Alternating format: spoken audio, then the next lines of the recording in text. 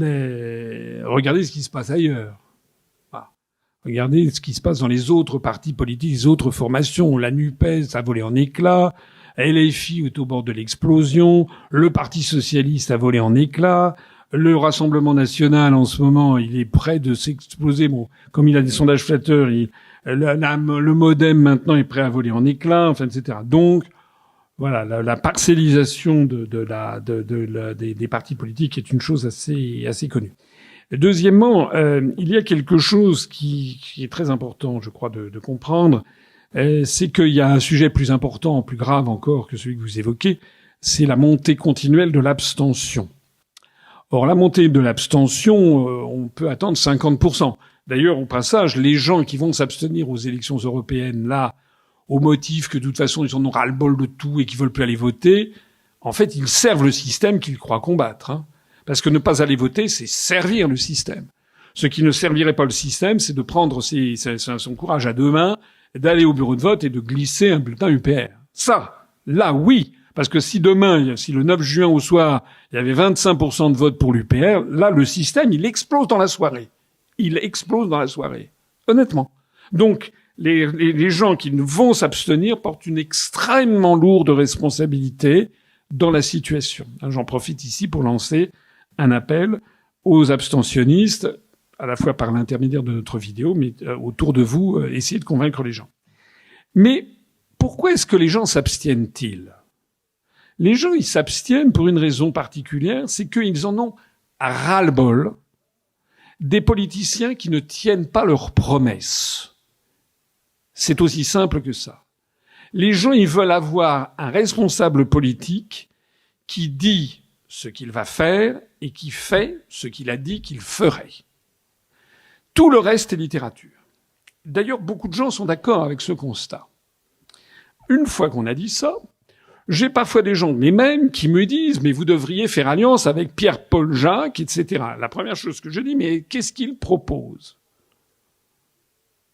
On va quand même pas faire alliance, alors que j'ai créé un mouvement il y a 17 ans, avec comme ligne fondamentale sortie de l'Union européenne, sortie de l'euro, sortie de l'OTAN. Je suis allé déposer ça moi-même à la préfecture de police de Paris, et tous les gens qui ont adhéré à l'UPR depuis 17 ans l'ont fait sur cette promesse qui, comme je vous l'ai dit, il y a une chose que j'ai horreur dans ma vie, c'est de ne pas tenir mes promesses. Donc les gens qui adhèrent à l'UPR, qui votent UPR, ils savent ce qu'ils auront et ils savent ce qu'ils n'auront pas. Et ce qu'ils auront, c'est que si nous arrivons au pouvoir, nous mènerons à bien la sortie de l'Union européenne, de l'euro et de l'OTAN. Et ce qu'ils n'auront pas, c'est des combinations par derrière pour en fait faire le contraire de ce qu'ils pensent. C'est exactement d'ailleurs ce qui est en train de se produire dans un certain nombre de pays.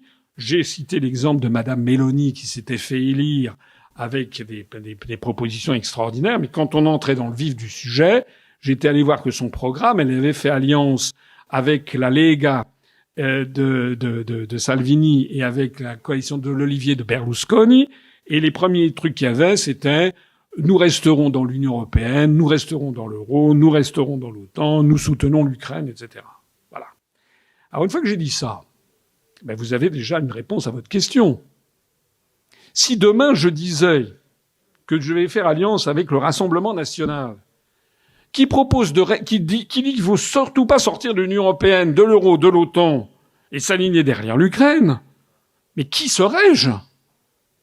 J'aurais d'ailleurs aussitôt une écrasante majorité de nos adhérents qui me renverraient leurs cartes, et ils auraient raison. Ils auraient raison.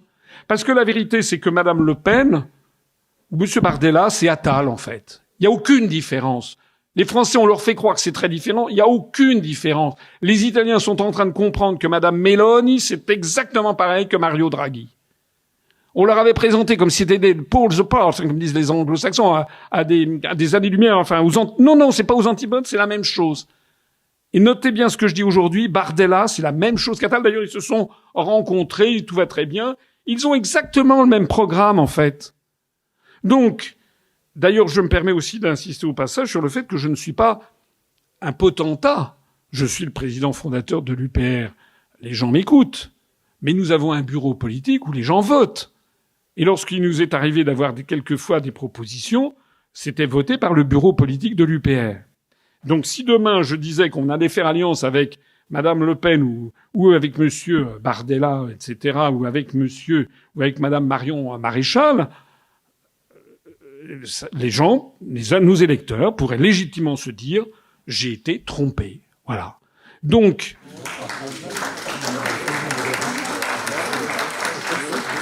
il y a un discours extraordinairement pernicieux qui consiste à dire « oui, mais quand même, il faut se regrouper entre patriotes ». Moi, je ne sais pas ce que c'est qu'un patriote.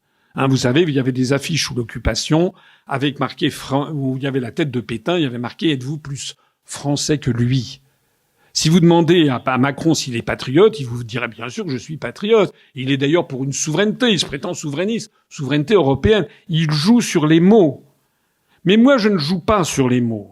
Nous ne jouons pas sur les mots, nous prenons les Français pour des gens intelligents, en tout cas des gens dont on doit respecter l'intelligence. Alors vous allez me dire, il y en a d'autres. Vous parliez peut-être des micro-partis. Je ne suis pas sûr, d'ailleurs, que le qualificatif de micro-parti s'applique à l'UPR, dont je rappelle que je suis le responsable politique français qui fait le plus de millions de vues sur Internet.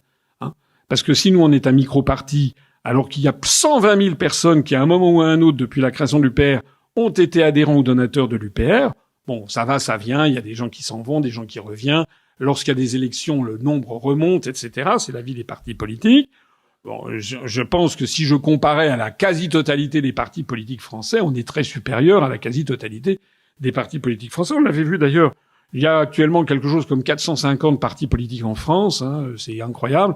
Vous trouvez la liste sur la Commission nationale des comptes de campagne, et on avait vu au moment en 2017, on était, je crois, en termes de volume de cotisations obtenues par des adhérents et des donateurs, on était le 6e parti de France. Hein. Donc moi, le coup du parti micro-parti, je n'y crois pas trop.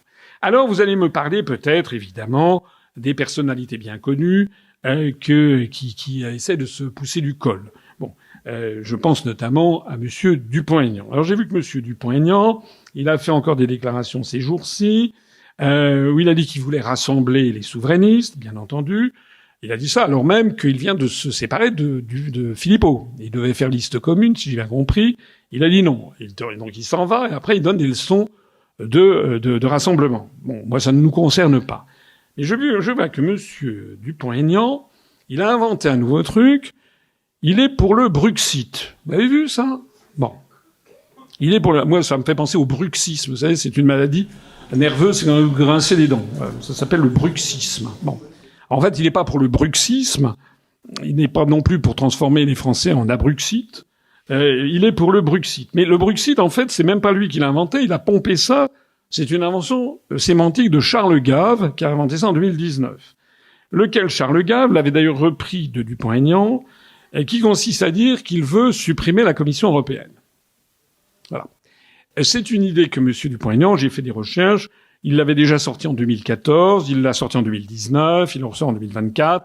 Tous les 5 ans, à chaque élection européenne, depuis maintenant 15 à 20 ans, M. Dupont-Aignan dit qu'il veut supprimer la Commission européenne.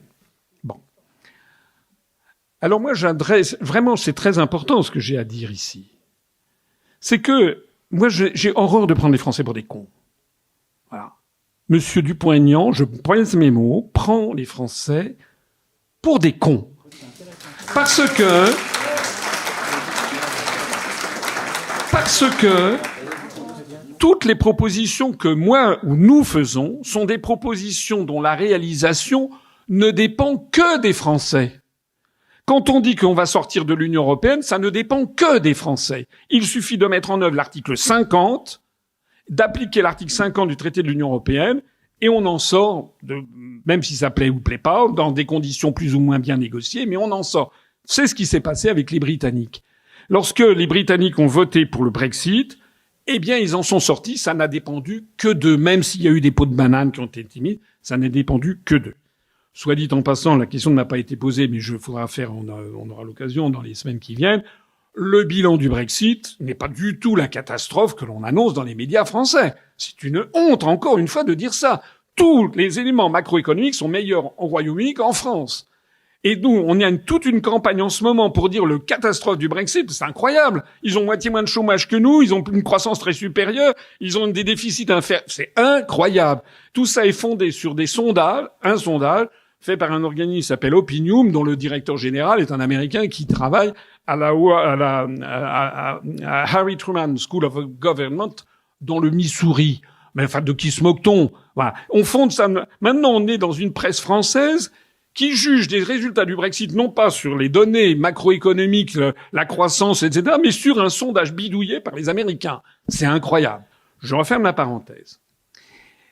Monsieur Dupont-Aignan, quand il dit qu'il veut supprimer la Commission européenne, mais il n'en a pas le pouvoir. Il faudrait, pour ça, qu'il convainque les 26 autres États, les 26 autres gouvernements, d'une part, les 26 autres parlements, d'autre part, pour la ratification d'un nouveau traité, c'est-à-dire 52 gouvernements et parlements, du bien fondé de supprimer la Commission de Bruxelles. Alors déjà, je peux lui dire que les Belges diront non, parce que c'est ce qui fait leur pouvoir. Bon, alors déjà, c'est terminé. Et puis par ailleurs, il y aura d'autres pays qui diront non, pas du tout, la Commission européenne, tous les pays bénéficiaires nets diront non, heureusement que la Commission européenne est là pour nous donner de l'argent. Enfin, il faut quand même que les gens se ressaisissent. Je suis désolé, c'est de l'escroquerie politique de dire ce que dit Dupont-Aignan. Voilà. C'est comme si moi je vous disais, votez pour moi, vous allez gagner au loto la semaine prochaine. Mais ça ne dépend pas de moi, vous comprenez ça? Ça ne dépend pas de moi. Nous proposons un programme qui ne dépend que de nous. Et d'ailleurs, dans le même lot, je mettrai pas seulement Dupont-Aignan, mais je mettrai tous les autres candidats qui vont tous, comme à l'accoutumée, proposer leur propre projet, une autre Europe, une Europe plus sociale, une Europe plus verte, plus écolo, plus souveraine, défendre notre identité nationale et ci et ça. Tous vont vouloir vous proposer un projet de notre Europe, mais ce qui est extraordinaire, c'est qu'ils ne sont même pas capables de convaincre une majorité des Français sur leur propre programme, et que pour que ce programme puisse se concrétiser, il faudrait qu'ils convainquent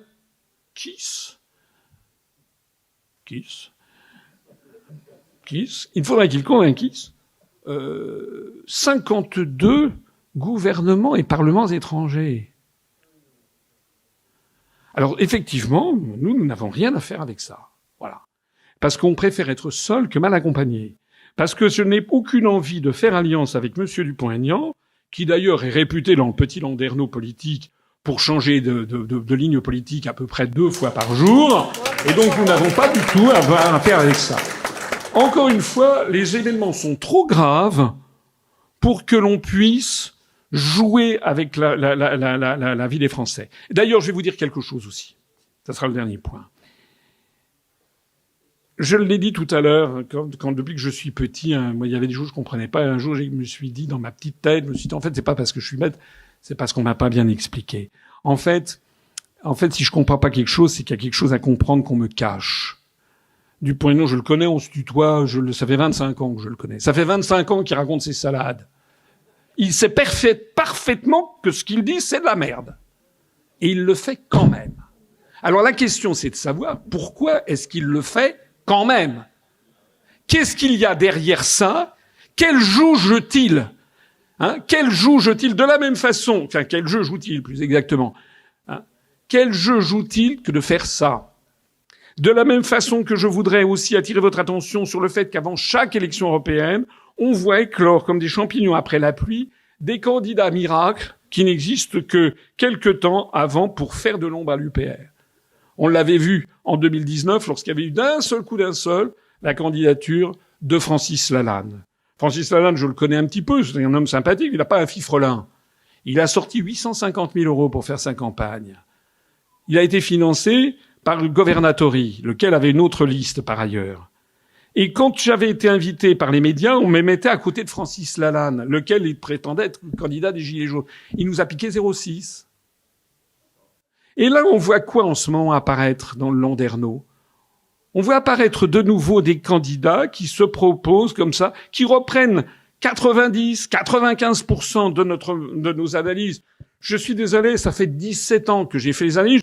Je prétends Et j'attends que quelqu'un m'apporte la contradiction. Je prétends avoir apporté plus de 90 à 95% de l'appareil analytique et critique sur la construction européenne dans ce pays. Et les autres me piquent ça, se l'approprient, et après essayent d'être candidats à notre place.